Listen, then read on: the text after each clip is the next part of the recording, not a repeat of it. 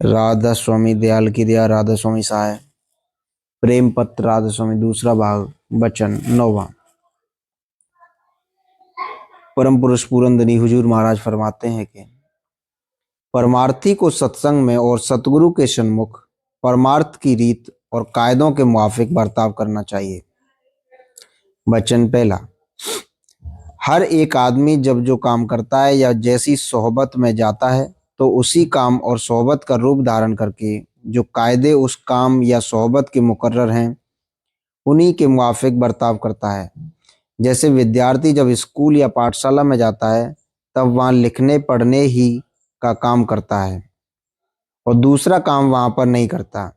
और इसी तरह से कचहरी वाले जब कचहरी में जाते हैं तब वहाँ की पोशाक पहनकर जो कार्रवाई कचहरी की है सिर्फ वही काम करते हैं। वचन दूसरा। परम पुरुष पूरनदनी हुजूर महाराज फरमाते हैं कि इसी तरह पर जो कोई परमार्थ का चाहने वाला है उसको मुनासिब है कि जब गुरु या साध के सन्मुख या उनके सत्संग में जावें तो वाद विवाद छोड़कर चित्त से होशियारी के साथ वचन सुने और उनका मनन करे और भाव के साथ दर्शन करे और अंतर और बाहर परमार्थ के कायदे यानी भक्ति की रीत के मुआफिक बर्ताव करे, यानी बाहर से इंद्रियों को किसी कदर रोके और एहतियात रखे कि अंतर में सिवाय परमार्थी ख्यालों के संसारी तरंगे न उठावे और गुरु और साध का थोड़ा बहुत उसी कदर भय और भाव करे जैसे कि अपने बाप दादे और बुजुर्गों का या जैसे अपने हाकिम का, क्योंकि वे परमार्थ के सच्चे बुजुर्ग और सच्चे हाकिम हैं। वचन तीसरा।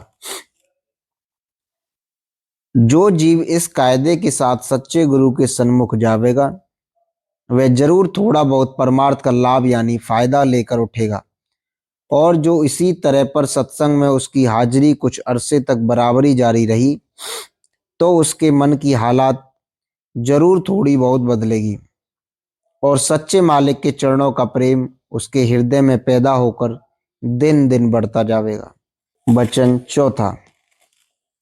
सच्चे परमार्थी को कभी अगली पिछली टेक और अटक में भरमना नहीं चाहिए और सतगुरु के सन्मुख अपनी समझ बूझ या अपने ख्याल परमार्थ की निस्बत जोर देकर पेश करने नहीं चाहिए, बल्कि अपने तय अनजान समझकर जो वचन की सतगुरु निर्णय करके समझावें उनको हित चित्त से धारण करना चाहिए।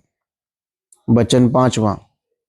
परम पुरुष पूरनदनी हुजूर महाराज फरमाते हैं कि जो कोई हाकिम वक्त या डॉक्टर या हकीम के पास जाता है तो वह बीमारी का हाल कहता है और जो हुक्म के हाकिम देवे और जो दवा और परहेज के डॉक्टर तजवीज करे उसके मुआफिक कार्रवाई करता है। वहाँ हाकिम या डॉक्टर की जात पात या उनकी बाहर या अंतर की रहनी पर नजर नहीं करता। इसी तरह जो कोई सच्चा परमार्थी है उसको लाजिम है कि साध गुरु के वचन और उनके अभ्यास की परख करे और जात पात और लक्षण वगैरह के ख्याल में न पड़े, क्योंकि इसकी क्या ताकत है कि यह तो आप माया में गोते खा रहा है। ऐसे लोगों के जो कि मन और माया से किसी कदर या बिल्कुल न्यारे हैं, परख या जांच कर सके, पर जो कोई दिन उनका संग करेगा तो अलबत्ता थोड़ी बहुत निरख और परख आवेगी, यानी उनकी पहचान इस बात की थोड़ी कर सकेगा कि वे किस कदर संसार में जुदे हैं। वचन छठवां। परम पुरुष पूरनदनी हुजूर महाराज फरमाते हैं कि सच्चे परमार्थी को लाजिम है कि सत्संग में जाकर अपना काम करे और उसी का फिक्र रखे और दूसरे परमार्थियों की तरफ न देखे और न उनके मामले में दखल देवे, लेकिन जो अपने से भक्ति में विशेष यानी परमार्थ की कार्रवाई में बेहतर नजर आवे तो उसकी चाल आप भी इख्तियार करें और जो मौका होवे और बन सके तो उससे मदद लेवे। वचन 7वां। और यह भी मुनासिब है कि जिस कदर अपना शौक और उमंग होवे उसको कम करके दिखलावे और ज़्यादा दिखावा उसका न करे और अपनी ताकत से ज़्यादा काम वगैरह अच्छी तरह सोचे और समझे हुए न करे, नहीं तो थोड़ा बहुत रास्ते में झटका मिलेगा।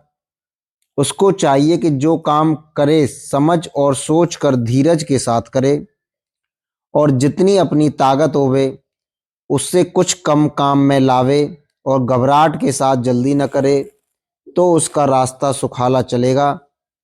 खुलासा यह है कि हिरसा हिरसी और देखा देखी भारी काम परमार्थ के एकाएक न कर उठावे, लेकिन आहिस्ता आहिस्ता चाल चलने से उन्हीं कामों को यह दुरुस्ती के साथ कर सकेगा। अपनी भक्ति और प्रेम को नित्य बढ़ाता जावे, उसके साथ इसकी ताकत भी बढ़ती जावेगी। वचन 8वां। परम पुरुष पूरन धनी हुजूर महाराज फरमाते हैं कि सच्चे परमार्थी को यह भी मुनासिब है कि किसी दूसरे सत्संगी से जो सत्संग में शामिल होवे किसी बात पर तकरार और हुज्जत या लड़ाई या झगड़ा या बैर और विरोध और ईर्षा न करे, नहीं तो उसके प्रेम और भक्ति में मुफ्त खलल पड़ेगा और तरक्की में हर्ज होगा। जो किसी का चाल चलन इसको पसंद न होवे या उसकी रहनी में नुक्स और कसर नजर आवे तो मुनासिब है कि उसको प्रीत भाव के साथ एकांत में समझौती देवे और जो वह न माने तो सतगुरु या साध से जो सत्संग के अधिष्ठाता हैं इत्तला कर देवे। उनको इख्तियार है चाहे जैसे उस शख्स के साथ बर्ताव करे। इस शख्स को चाहिए कि फिर उस सत्संगी के मामले में दखल न देवे और जो इसका मन उससे मिलने और बात करने को न चाहे तो उससे मिलना और बोलना छोड़ देवे। फिर विरोध न करे और न इस बात की हट करे कि वह सत्संग से खारिज कर दिया जावे, क्योंकि जो वह सत्संग में पड़ा रहा तो शायद आहिस्ता आहिस्ता गड़ जावेगा और विकारी अंग उसके साफ हो जावेंगे और जो सत्संग में खारिज हुआ तो और कहीं उसकी गड़त होनी मुमकिन नहीं है। वचन 9वां। परम पुरुष पूरन धनी हुजूर महाराज फरमाते हैं कि सच्चे परमार्थी को लाजिम है कि जो कोई चाल सतगुरु या सत्संग की उसकी समझ में ना आवे और जाहिरा उसको नापसंद या नामुनासिब मालूम होवे तो उसकी निंदा यानी बुराई किसी सत्संगी या संसारी जीवों के सामने न करे और न अपने मन में उसको बुरा समझे और ऐसा यकीन करे कि उस कार्रवाई में जरूर कुछ न कुछ मसलहत होगी कि जिससे फायदा खास या आम या दोनों खास और आम परमार्थी लोगों का मंजूर है। वचन 10वां। परम पुरुष पुरंदनी हुजूर महाराज फरमाते हैं कि जो उसका मन इस बात को न माने और भरम उठावे तो बेहतर होगा कि किसी गहरे प्रेमी सत्संगी से उसका हाल एकांत में दरियाफ्त करे या जो मौका मिले तो खुद सतगुरु से विनती करके पूछ लेवे, तब उसका संदेह रफा हो जाएगा। वचन 11वां। परम पुरुष पुरंदनी हुजूर महाराज फरमाते हैं कि मालूम होवे कि जहाँ कहीं संतों का सत्संग जारी होता है वहाँ सच्चे परमार्थ का निर्णय करके उसकी प्राप्ति की जुगत समझाई जाती है और वह जुगत ठीक ठीक उन्हीं लोगों से कमाई जावेगी कि जिनके हृदय में अपने जीव के सच्चे उद्धार और सच्चे मालिक के दर्शनों की जबर चाह है और जिनके मन में संसार की चाहें जबर हैं और परमार्थ का ख्याल थोड़ा है, उनसे वह जुक्ति शुरू में दुरुस्ती के साथ नहीं कमाई जावेगी। लेकिन जो सत्संग और अभ्यास बराबर करते रहेंगे तो कोई दिन में संसार की चाहें हल्की होकर परमार्थ की चाह उनके मन में भी जबर हो जाएगी और फिर अभ्यास में उनको भी रस और आनंद मिलना शुरू हो जाएगा। वचन 12वां। लेकिन निपट संसारी जीवों से सत्संग में ठहरा नहीं जावेगा और न वहाँ के वचनों के सुनने और समझने की ताकत और बर्दाश्त होगी। इस वास्ते कोई कोई चालें सत्संग में ऐसे जारी की जाती हैं कि जिनको देखकर और सुनकर संसारी जीव सत्संग में आकर खलल न डाले और सच्चे परमार्थी पर अपने संग और संसारी बातों की छाया डालकर उनके अभ्यास में विघ्न कारक न होवे। वचन 13वां। परम पुरुष पुरंदनी हुजूर महाराज फरमाते हैं कि ऐसी चाल के जारी होने में परमार्थियों के प्रेम की तरक्की होती है और निपट संसारी लोग नजदीक नहीं आ सकते, दूर दूर से अपनी अनसमझता से निंदा करते हैं और झूठों को सत्संग में हटाते हैं। वचन 14वां।